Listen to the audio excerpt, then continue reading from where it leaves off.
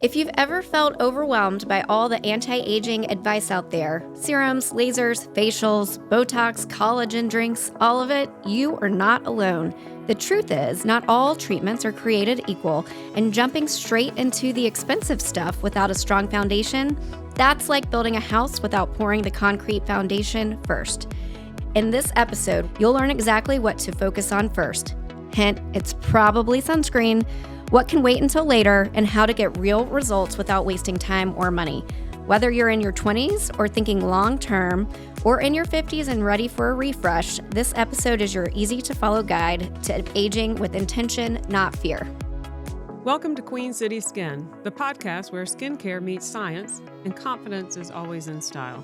I'm Dr. Elizabeth Rostan, board-certified dermatologist and founder of Charlotte Skin and Laser. And I'm Dr. Emily McLean, a board-certified medical dermatologist at Charlotte Skin and Laser. We're here to cut through the noise, from social media myths to marketing hype, and bring you clear, evidence-based advice on caring for your skin at every stage of life. Whether you're looking for everyday skincare essentials, the truth behind trending treatments, or lifestyle tips to age gracefully, you'll find it here. Because healthy, beautiful skin isn't about perfection.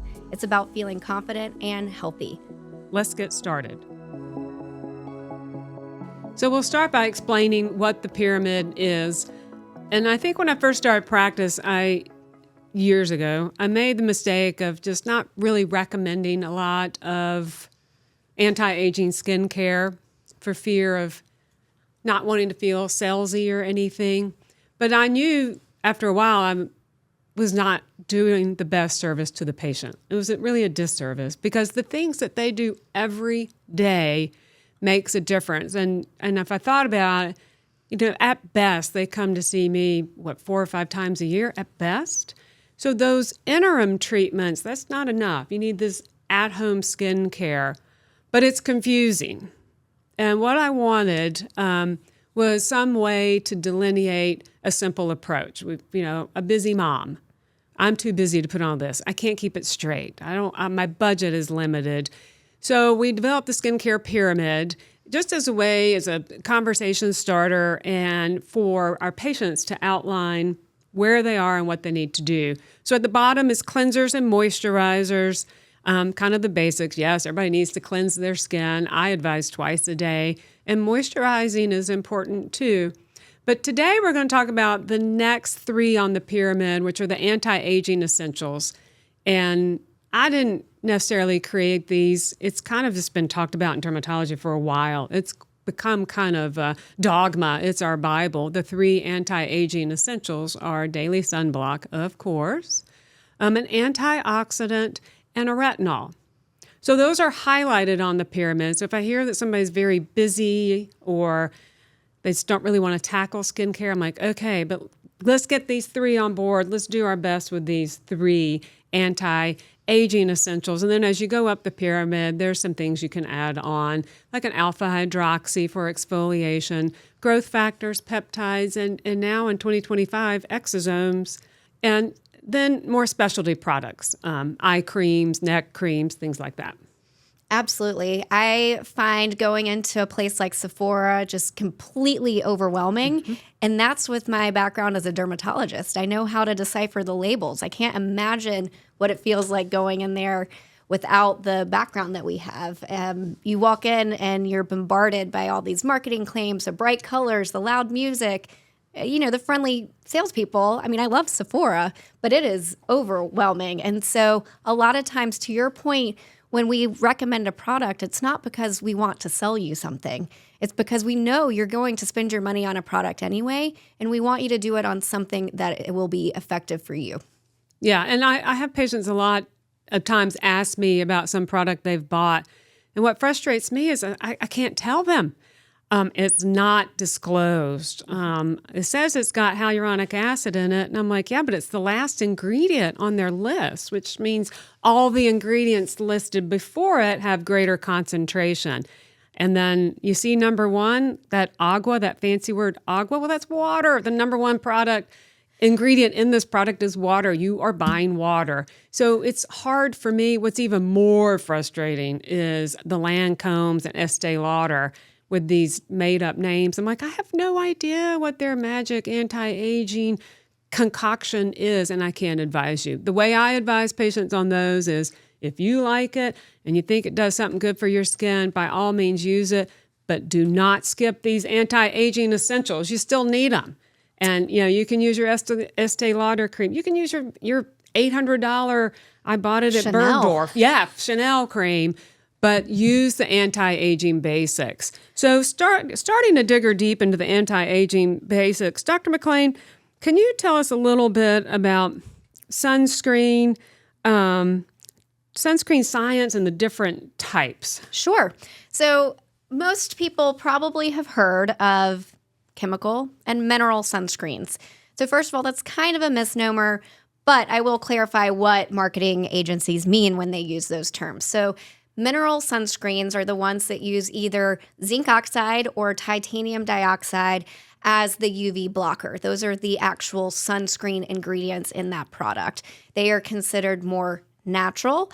And unfortunately, though, they do have downsides. So they tend to be a little less cosmetically elegant, which means that they are a little bit heavy. They may leave you with that white cast. But that's typically what people refer to when they're talking about a mineral sunscreen. Chemical sunscreens, on the other hand, are formulated with ingredients that were manufactured in a lab, avobenzone, oxybenzone. There's a few other chemical filters that are approved by the FDA in the US to be used as chemical sunscreen filters.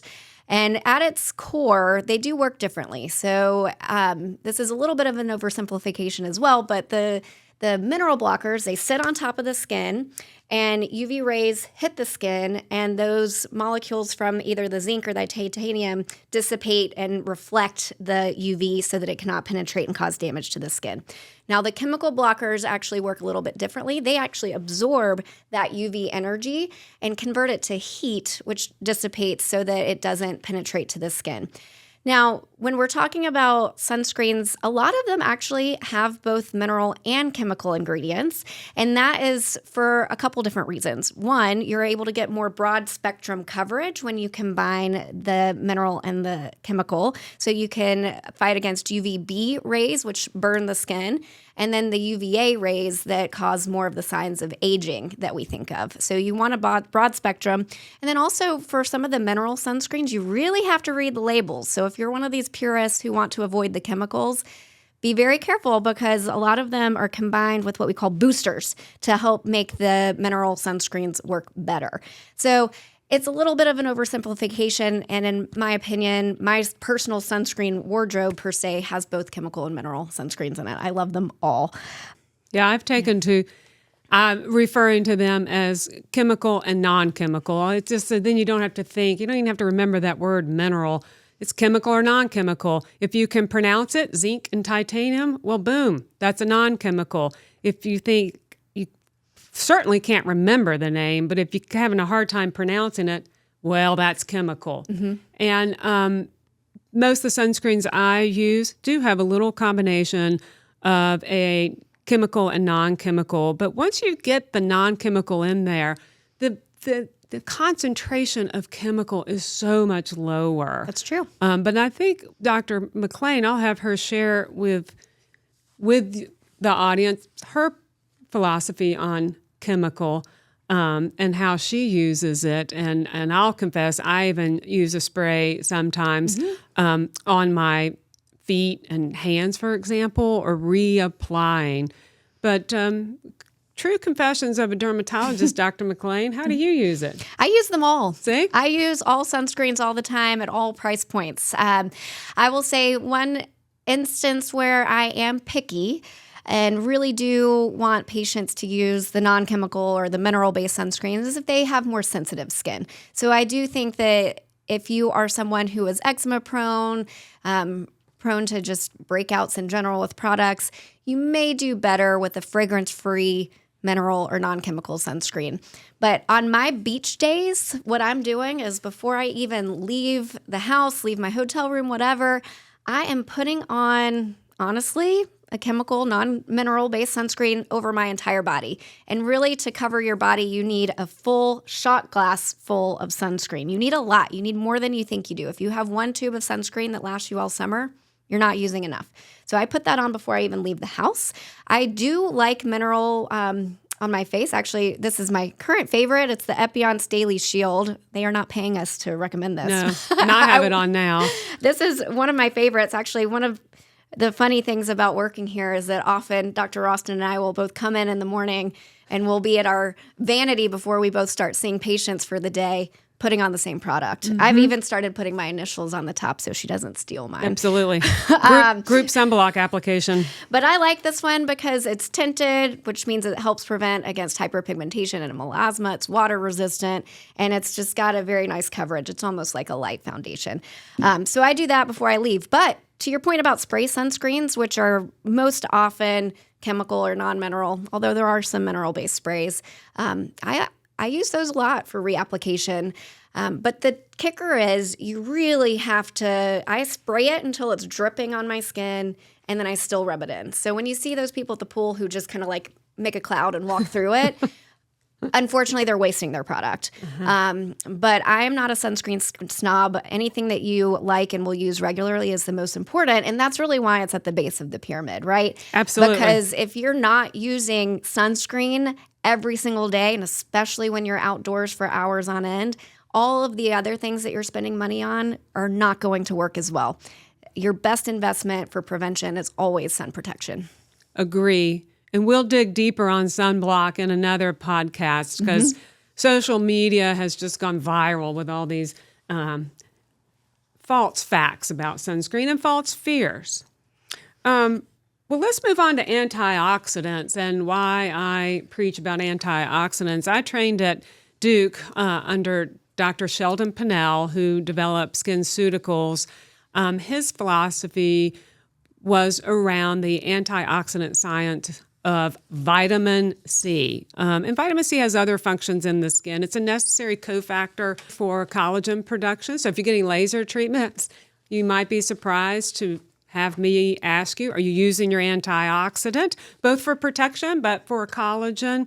When we go out in the sun breaks down our collagen via a number of mechanisms, but one of them is oxidative injury.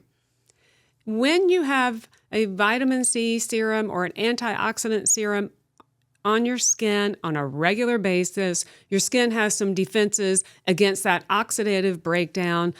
Free oxygen radicals are running around and they're damaging your collagen as well as your DNA. So I think it's critical. I hear, they might see me flinch when I hear this. Like, oh, I forget my antioxidant. I'm like, oh my gosh, I have to turn around the car before to go put it on again, which you don't really need to do because if you use it regular, it does build up in your skin. But that's how much I rely on it. I even put it on my hands and I take it down on my neck.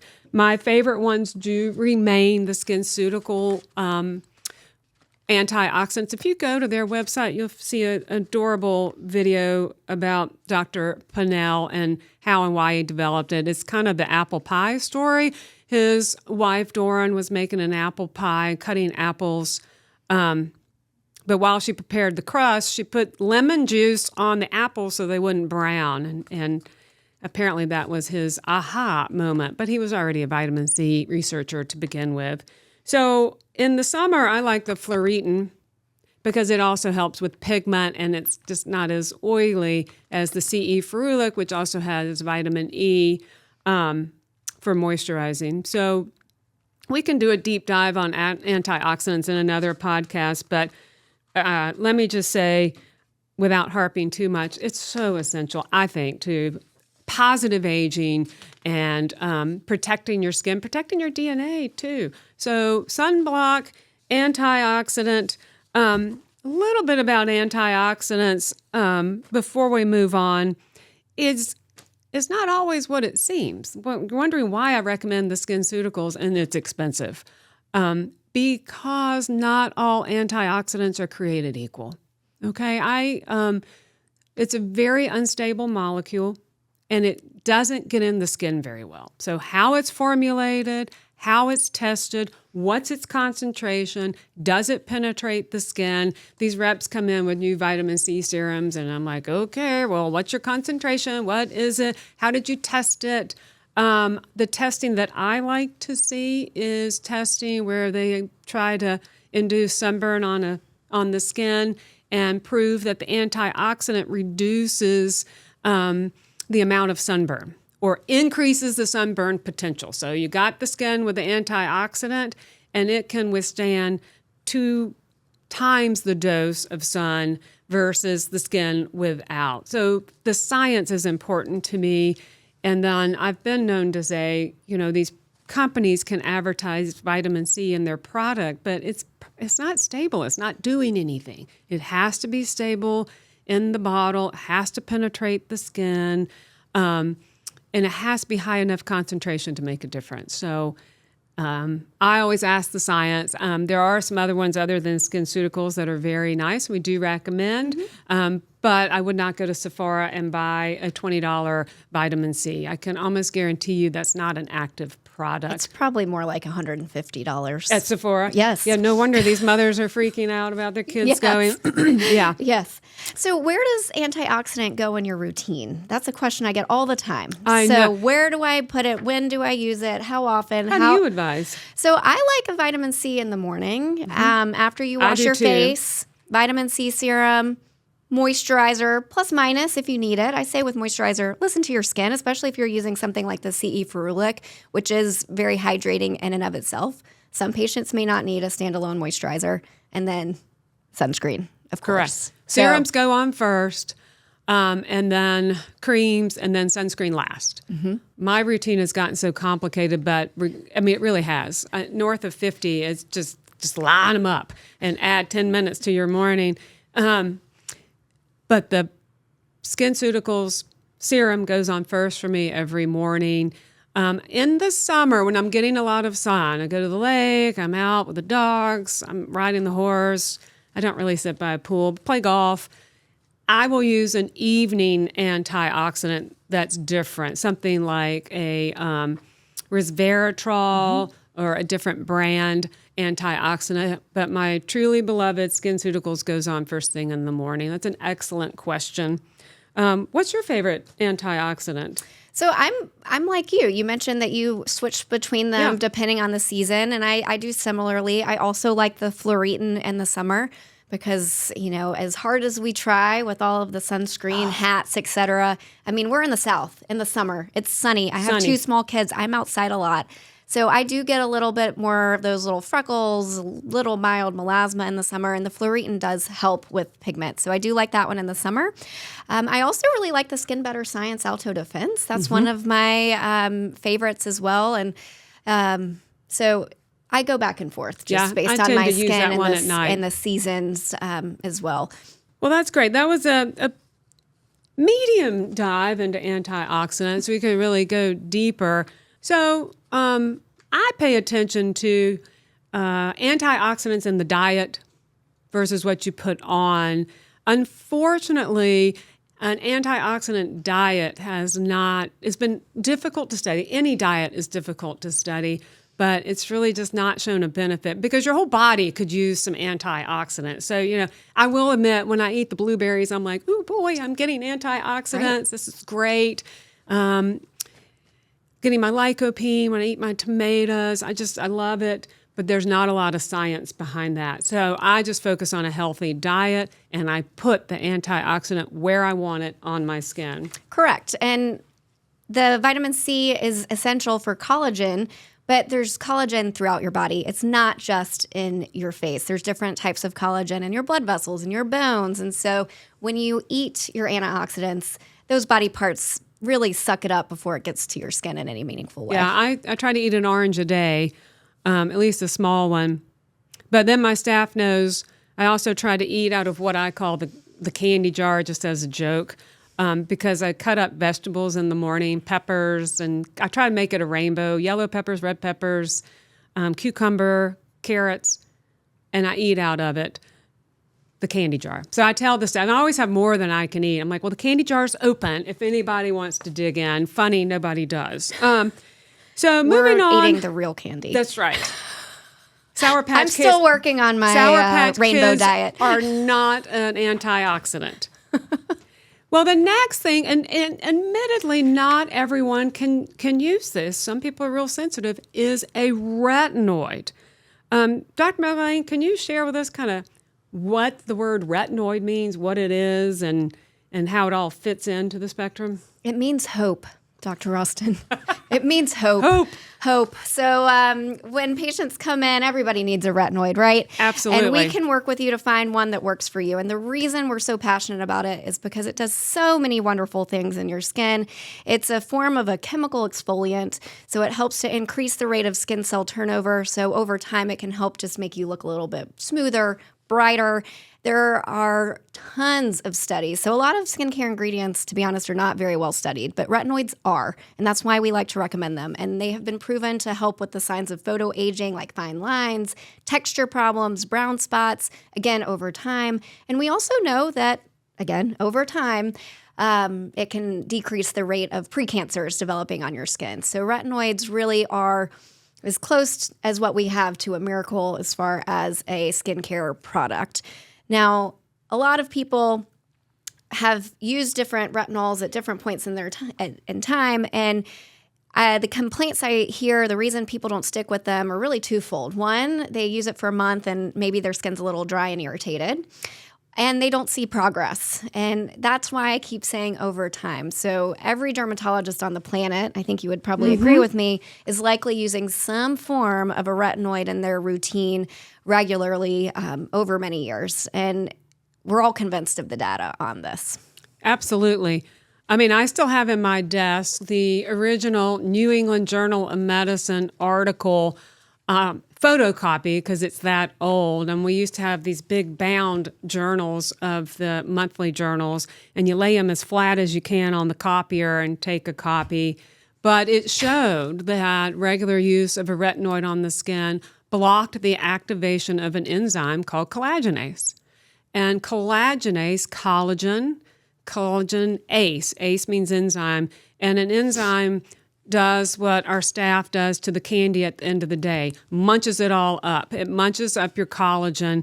And honestly, when I'm in the sun, I can visualize the changes. I'm like, God, I just got to get in the shade. When I play golf, I'll get in danger zone just to stand in the shade. And my husband's like, well, watch out, I'm hitting. I'm like, I don't care. As long as I'm in the shade. But when we inhibit that enzyme, collagenase, then there's less breakdown of collagen or no breakdown of collagen. And that's exactly what a retinoid does. But I hear from my patients, they come in, I'm like, I'm doing great on my retinol. I want something stronger. Well, you don't really need anything stronger. That's the beauty of it. You don't need anything stronger unless you have acne and clogged pores. So if you're using retinol on a regular basis, I say that is great. Keep it up. You don't need to be red and peely to have success. If you're not having success, I suggest some different products because what happens is people ask their outside dermatologist for a prescription. They get a prescription and it sits in their cabinet because they can't use it because of red and irritation. First of all, we try to educate the patient about how to get started. But I encourage my patients, I'm like, look, I want success for you. I want you to use this product. Let's try something very gentle. I have here two nice products, but there's a lot. This one is Aven, and I can smear this all over my face at night routinely. It's so gentle, but it's effective. Gentle does not mean ineffective, not at all. It is converted to the same ingredient under the skin. Vivon is one that if you're more oily and you kind of have a little prone to acne, it's great for teenagers. And Skin Better has the Alpha Ret that I bet Dr. McLean likes. But success with the product. So you don't need the strongest. We just need you to use it regular, whether it's every other night, every third, try to get in a routine because that's what's going to get you success. We are here to educate you on that success and give you the tools for success because if you can succeed with a retinoid, just like Dr. McLean has told you, it's the nirvana of skincare. How about the myth? I can't use a retinoid in the summer because it makes you more prone to sunburn. Dr. McLean? Well, I mean, I have that conversation about 15 times a day these days. So there's really, two reasons that I feel like that myth has taken hold. And one is that, when you're first starting on a retinol or certainly a prescription strength tretinoin, it can make your skin more sensitive. It's an exfoliant. And so then you do maybe lose just that very top thin layer of the stratum corneum that does maybe provide about an SPF of 2 or 3.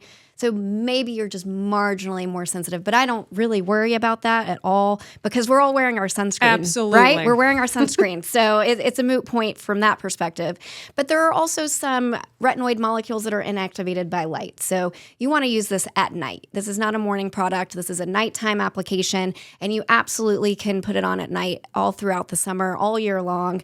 And I'm glad you mentioned this because I think another question I get about retinoids, that's a whole family of these molecules, is what's the difference between retinol, retinaldehyde, and then tretinoin? And they are all in the same organic chemistry pathway. I mean, you could really nerd out. I'm sure Dr. Rostan could probably tell you, the organic chemistry reactions. I've forgotten those. I don't know the SN2s between the molecules anymore. But essentially, retinols are the weakest, but yet still effective if you use it regularly.